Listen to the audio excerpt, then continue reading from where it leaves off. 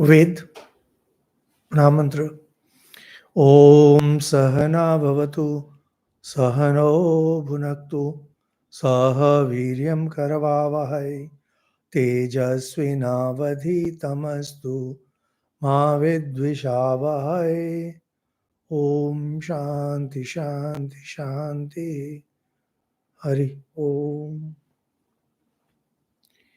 From today we will have two hymns of creation. Actually,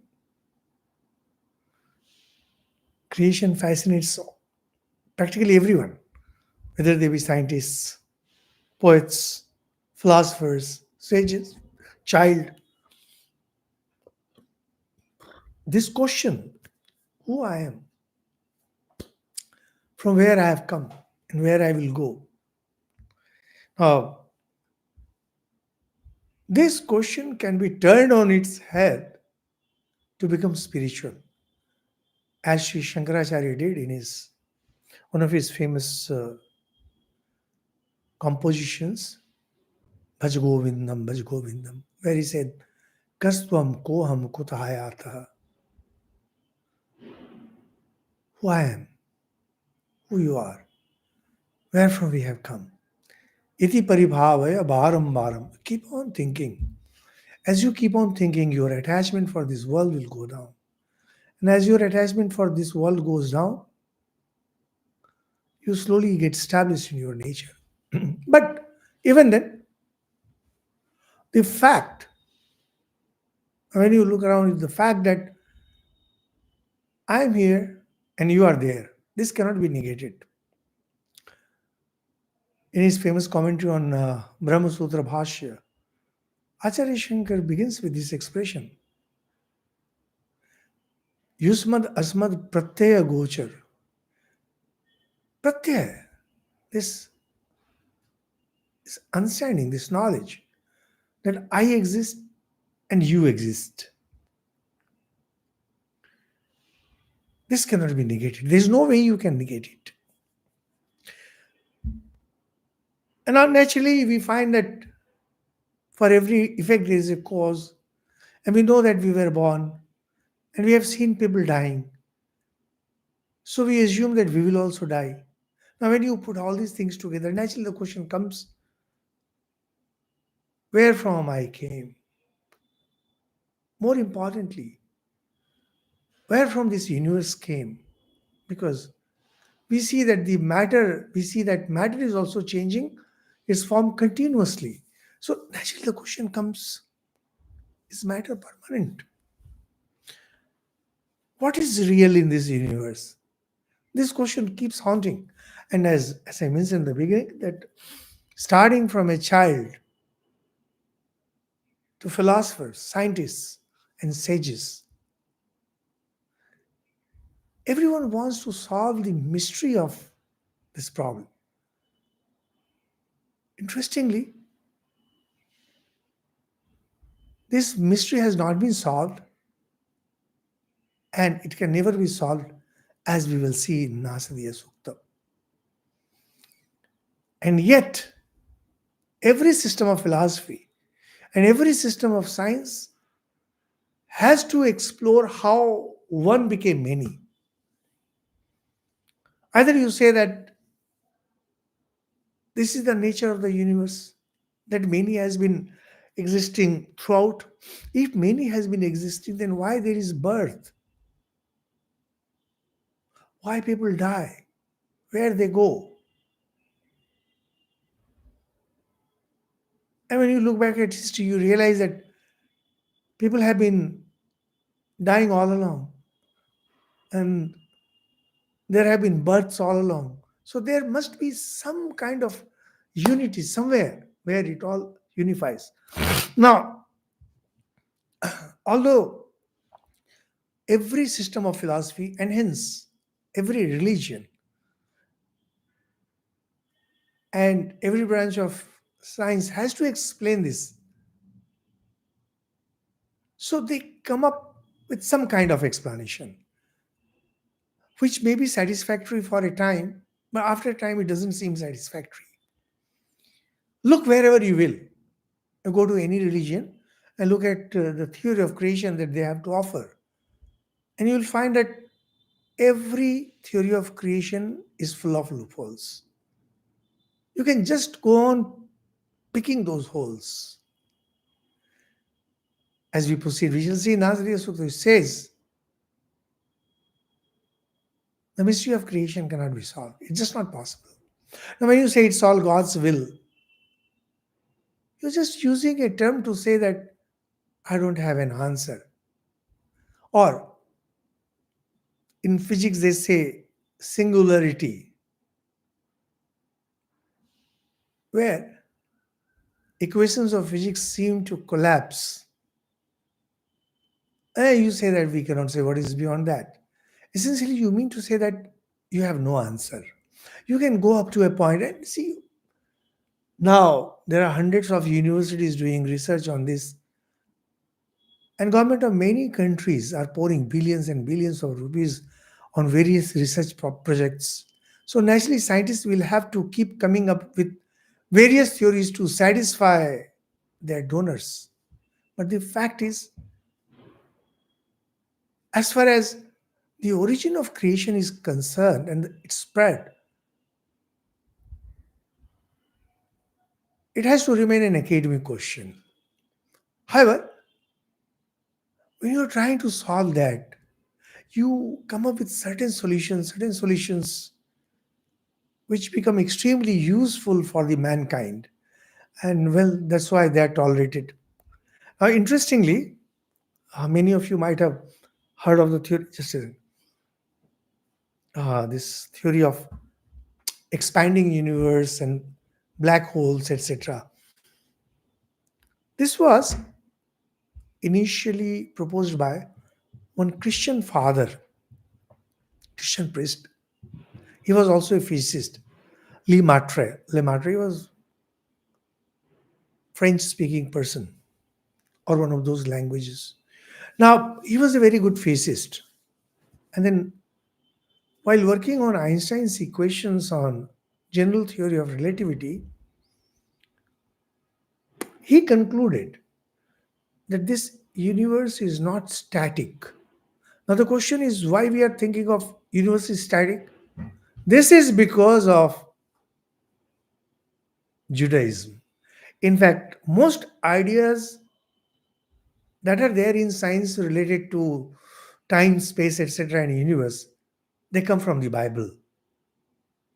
And Judaism being the mother of Christianity and Islam, that means Old Testament, in some form or the other, these two religions also borrow ideas on creation from the old Bible. And when you hear of science contradicting religion, it's mostly science contradicting the Bible, because science can never contradict Vedanta. It's just not possible. Because Vedanta has no quarrel with science. So this physicist, he was excited and he met Einstein through a common friend, and he told Einstein about expanding universe. Einstein heard through the whole thing and he said, your mathematics is good, but your physics is abominable. The idea being, the equations that you have to offer, they are good, they're correct. But the conclusions of those equations, what the mathematics is pointing at, is wrong. But as we know today, Einstein was wrong. And then when this idea of expanding universe, it became pretty popular. Now we don't know whether or not it is correct, but the idea of expanding universe starting from a single point, now known as black hole, whatever that might mean, and now they have come up with a white hole. Continuously, they are coming up with new terms. God knows where it will stop. So it picked the religious beliefs of Einstein He was a Jew, and like any other Jew, he was devoted to his mother religion, and he could not just could not accept. He could not accept that there could be an expanding universe, because Bible talks about a static universe. To prove that entire thing wrong, he came up with a new model in which he added ideas like cosmological constant, like gravitational constant that we have in the theory of gravitation.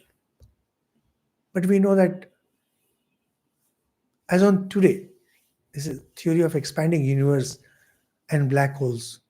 These are the most accepted theories of creation. Now, when it comes to the Vedas and of course the Upanishads, there are quite a few theories, and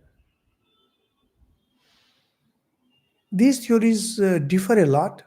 They also have a lot in common. We'll focus only on two of these hymns.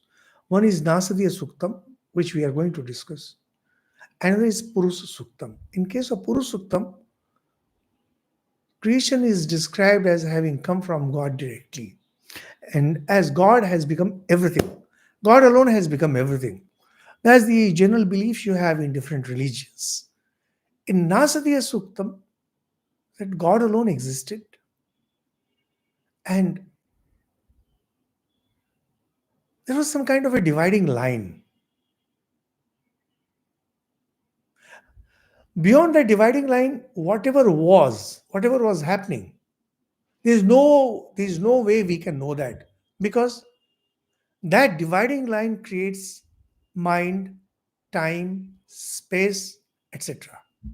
And causality, of course, because only when you have time and space and matter, that there can be cause and there can be effect. So what lies beyond that line, that is the absolute, and what lies towards this, towards our side, this is relative.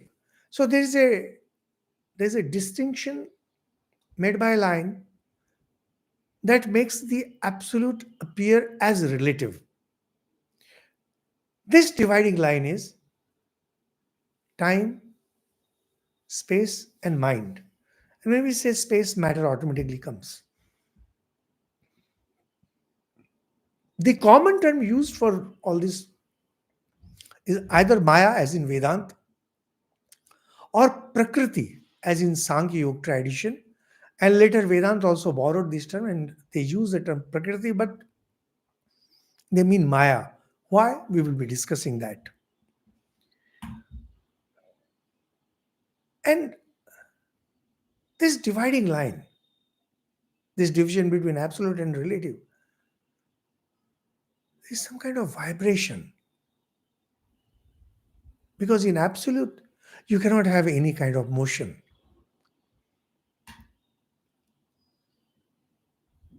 We will be seeing this in detail. Later scriptures and later sacred books of Hindu religion took up both Nasadiya Suktam and Purusuktam, and sometimes they went strictly by the Nasadiya Sukta, sometimes they went strictly by Purusuktam, and sometimes they combined these two to come up with their theories of creation. For example, in the sacred book Srimad Bhagavatam, we find both these theories and also a synthesis of these theories whenever the idea of creation comes. Surprisingly, in Bhagavatam, the description of creation comes many times, not once. So, these are the two wonderful theories, wonderful hymns, Nasadiya Suktam and Purus Suktam, that give us a glimpse into how the sages thought, or what the sages came across when they meditated deep on the mystery of creation. This Nasadiya Suktam is 129th hymn. Hymn means prayer of 10th mandal, that means 10th book of the Rig Veda.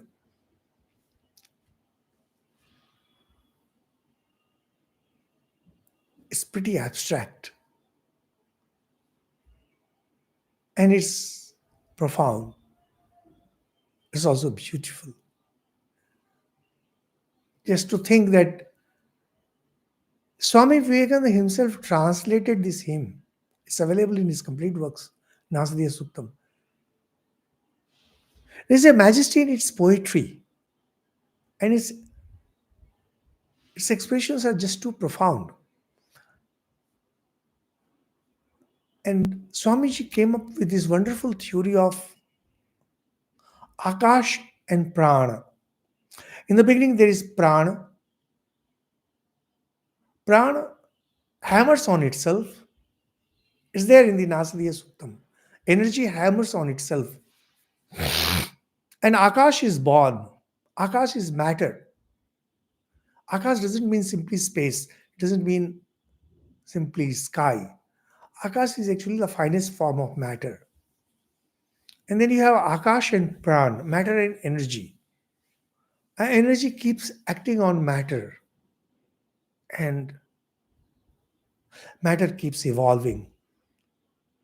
Akash gives birth to more grosser element, Vayu. From Vayu comes Agni. These are not ordinary air, ordinary fire. These are the names of different states of matter. Swami Vivekananda had once met Nikola Tesla, a famous physicist, and while discussing, Swamiji told him about this theory of Pran and Akash, how Pran gives birth to Akash, and how Pran acts on Akash, and how the whole of creation, as we see, comes out of the action of Pran on Akash. Tesla was born into Christian tradition. He was in America, and till then, the subatomic particles, or you can say the very birth of modern physics had not yet taken place. It was 1894-95, and Tesla loved the theory so much that he told Swamiji that this whole thing can be put into mathematical equations. He worked on it.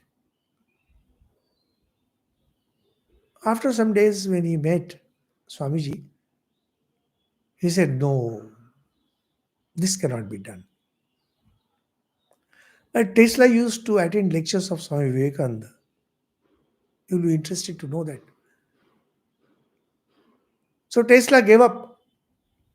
And unknown to both Swami Vivekananda and Nikola Tesla, roughly just 7, 8, 10 years, within 10 years, Einstein, sitting in a patent office in Switzerland, was working on this theory of relativity. And he came up with his famous equation, E equal to mc square, in which he showed how energy and matter, they are one and the same.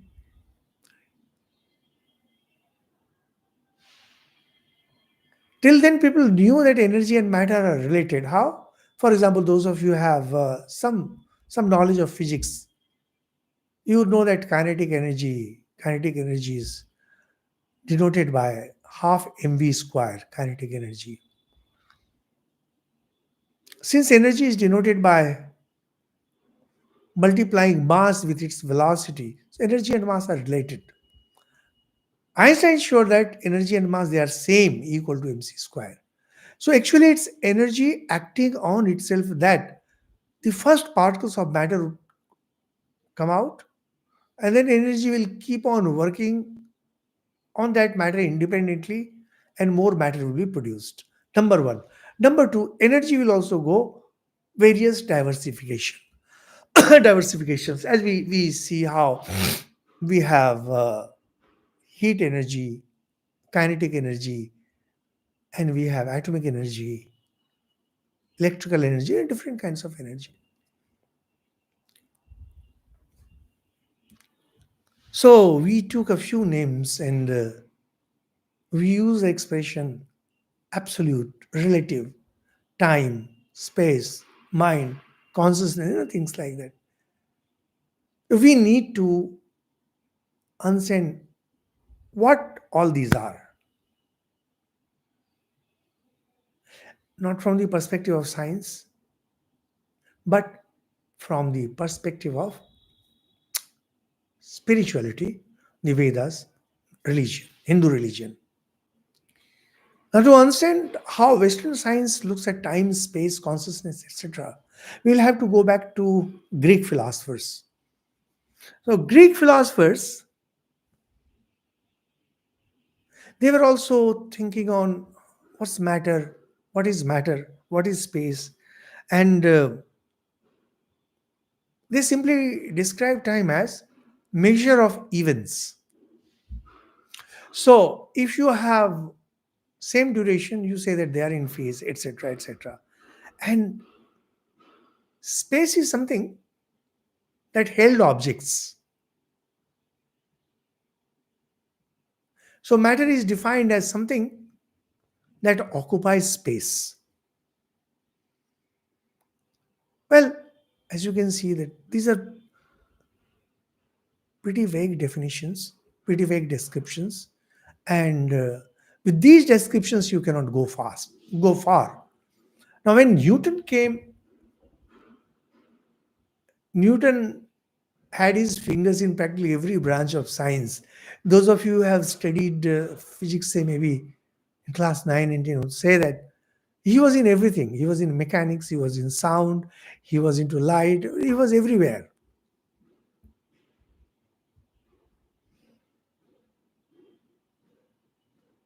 He had, he indeed had a very bright intellect.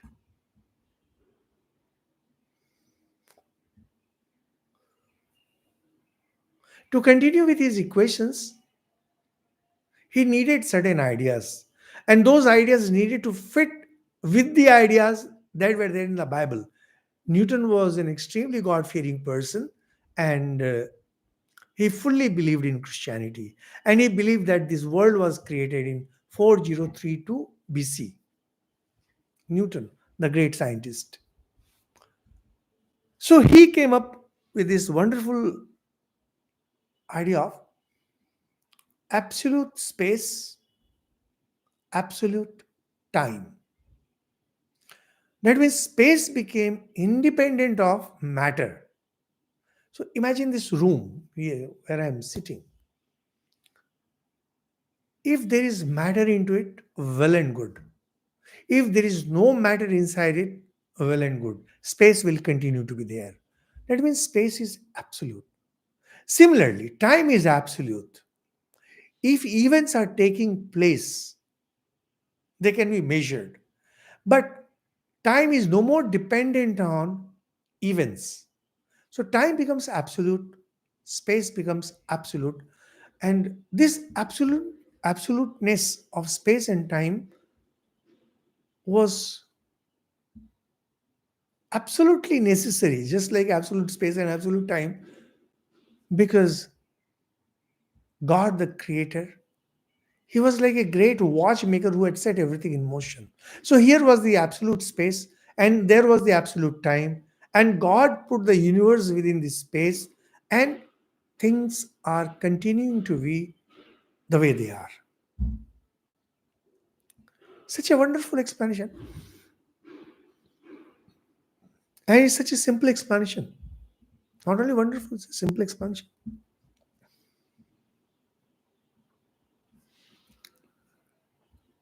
This was good enough. It was working very well. And most scientists have this tendency of either parroting these ideas or aping these ideas. And suddenly in science, the question arose whether or not you need a God. If there is absolute space, if there is absolute time, what's the need of a God? And that's why those of you who are interested in this topic,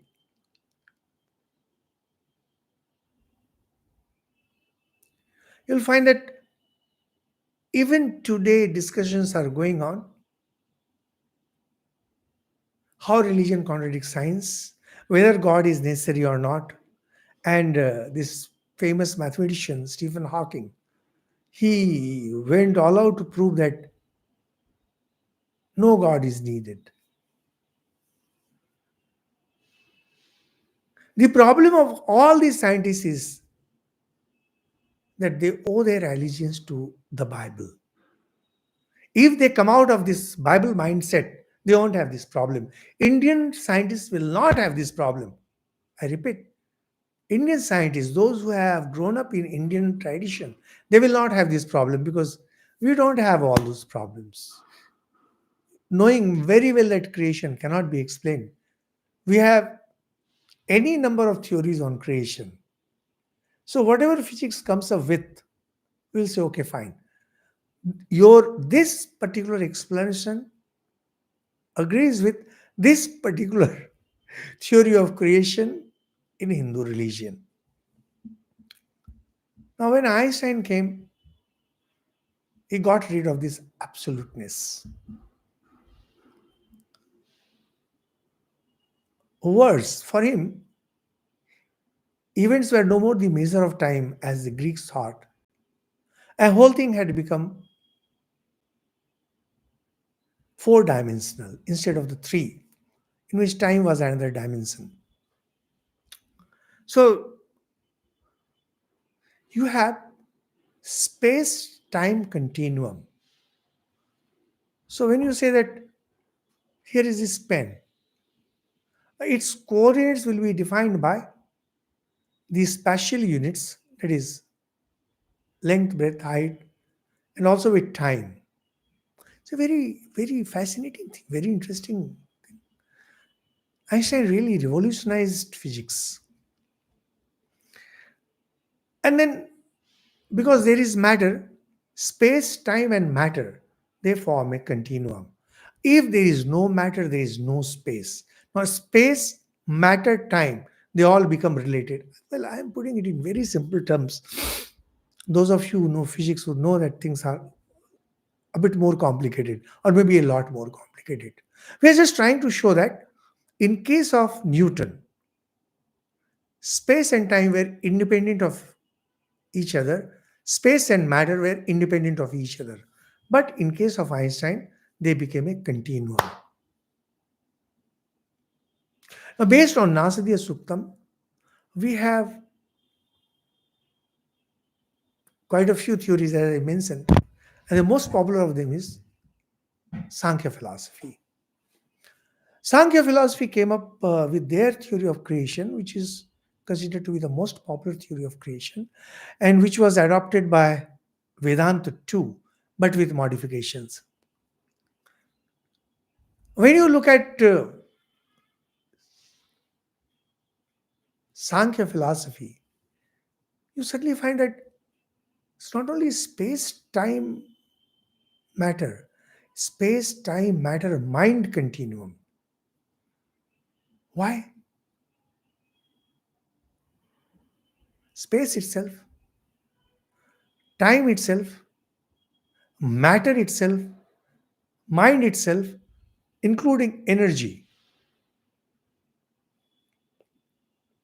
they are all Prakriti. When Prakriti creates, Prakriti comes in state of vibration. When it comes in a state of vibration, it becomes cosmic mind.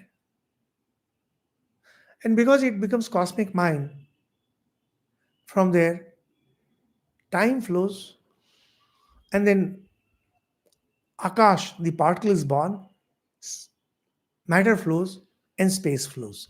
Because there is no special word for space in our Hindu tradition, Akash. Akash is the finest form of matter, and Akash is also space. So, if there is matter, there is space. If there is space, there is matter. There is neither vacuum nor there is something outside space matter, in the sense that if there is space, there will be matter. If there is matter, there is space. Einstein would have been horrified at this. Sorry, our Newton would have been horrified at. And Einstein did not know Vedanta. If he knew Vedanta, he would have been surprised that we have known it all along. Prakriti. Prakriti is pure energy. It has three qualities: sattva, rajas, tamas. When it is without motion, there is no creation. The moment it starts vibrating, time, space, matter, mind, all these are created practically simultaneously. You cannot separate one from the other. So you cannot say that you will have mind and you will not have that, because mind contains everything. And according to Sankhya philosophy, mind is earlier than time and space. However, the process of creation is so fast that they all are together. The line that divides absolute from the relative, relative from the absolute, is actually this dividing line of time, space, mind. Mind is a dividing line, and because of mind is time, space, causation. Causation means matter. It's very interesting, very fascinating thing.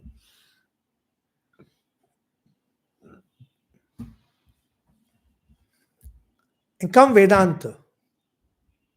Vedanta takes it one step further. It says that the discussion doesn't stop here. And what Sankhya says, you have to add one more thing to it: consciousness. This consciousness is not the consciousness that the science discusses nowadays, because what science discusses today is function of mind. For us, consciousness is the truth. Consciousness is existence. Consciousness is knowledge. Consciousness alone exists. It's consciousness that appears as mind. It's consciousness that appears as space. It's consciousness that appears as time and everything. But all this appearance, they are not real. They are apparent. In the sense that, as we are saying, appearing, it doesn't get transformed. In Einstein's equation equal to mc squared, matter is an appearance because actually it's energy. Energy, you may say energy gets transformed into matter and matter gets transformed into energy. But when it's one thing into another, for example, water becoming ice and ice becoming water, there is no transformation, it's just appearance. The transformation is fake. Transformation means one-way process. Appearance is a by-way process.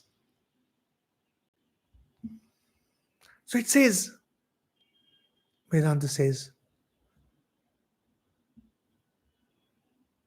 there is this dividing line of the relative, and because of this dividing line, you have mind, you have space, you have time, you have matter. Let the dividing line between absolute and the relative collapse. What will remain then? The way Newton had said, even if you take all matter away, space will remain. If you take all this away, consciousness will remain.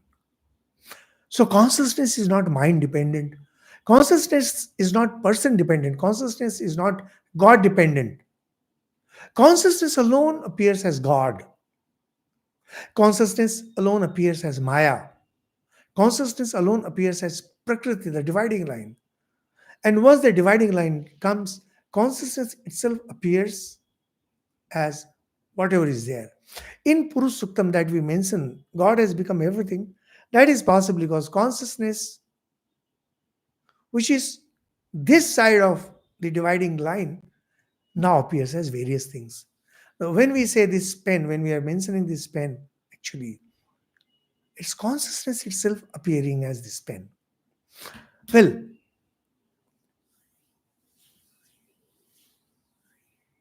you may say that these things cannot be proven scientifically. It makes no difference because science is all about cause and effect, and cause and effect is strictly within the limits of the mind. Cause and effect is not within the strict of reasoning, it's not within the strict of words, it is within the limits of mind. Mind, as we explained just now, it belongs to the dividing line. The dividing line itself is cosmic mind, and the mind that lies this side of that cosmic mind is the individual mind. So I have an individual mind, you have an individual mind perfectly. Nothing wrong with it. But these all belong to that absolute mind. There's absolute energy that appears as various kinds of energy on this side of the dividing line. But the dividing line itself is pure energy, it's Prakriti. And beyond that absolute energy, there is no energy. It's pure consciousness. Same with matter, same with matter, mind, and same with time. The division of time that we have in seconds, minutes, hours, etc. is because there is the dividing line of time, the absolute time. So Newton, in one way, he was not wrong. When he talked about absolute space and absolute time, maybe he was not really a philosophical person and definitely not a spiritual person in the sense that we will say in Vedanta. If he had been, he would have understood what Swami Vivekananda wanted to say, what Vedanta wanted to say, what Hindu religion wants to say. There is an absoluteness, but unfortunately, this absoluteness is the dividing line between the absolute and the relative.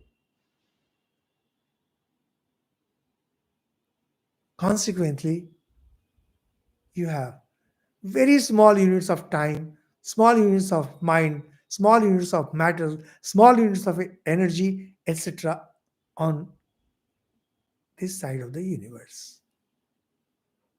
As you grow in meditation, as you meditate more and more, the unification begins.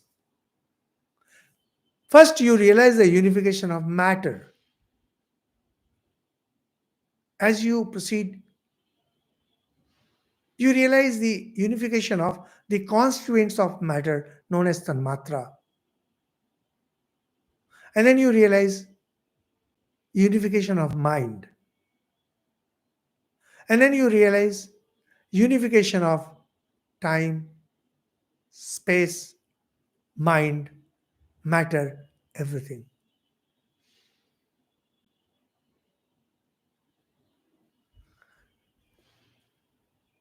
The spiritual entity that divides it is often known as Kali.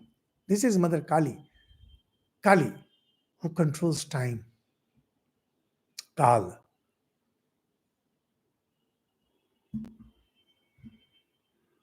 What a wonderful concept.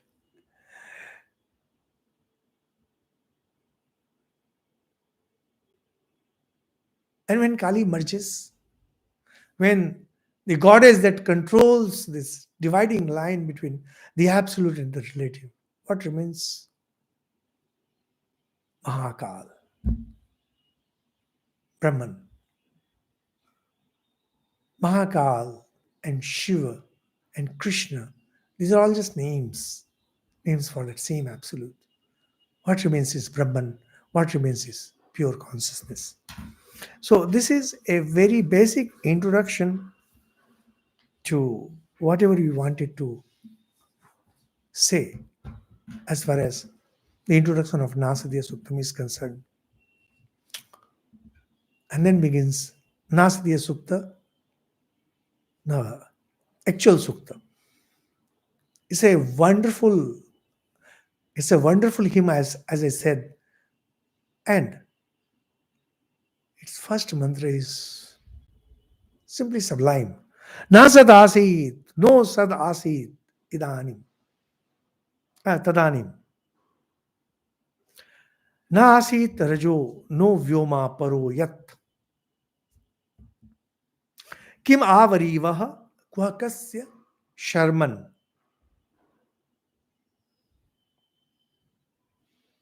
Amba kim asit gahanam gabhiram. Na tat na asat na asat asit na sat asit tadanim. At that time, neither there was sat nor there was asat. Na asit rajo no vyoma paroyat. Neither there was matter nor there was space. Kimavariha. What covered it? Creation. Where was it? Creation. And for whose protection? Because whenever you have a thing meant for protection, where particles there? The term raja is often translated as water particles, but actually it means just particles. Kuakasya sarmin namba kismat kim asid ganam gabiram. Sarman amba. Here it's amba. Amba is water, purity. But then we will have raja, nasit rajo. So this very often in the Indian tradition we say that creation came out of water because when the sages were describing something, they had gone into the depths of meditation and they were trying to tell things that we would understand. And we knew that water is everywhere and water is life. So they are describing creation as having come out of water. However, the particles are the real things that make everything. Whether it be this universe or be subtle universe or whatever universe. What this mantra says, nothing was there.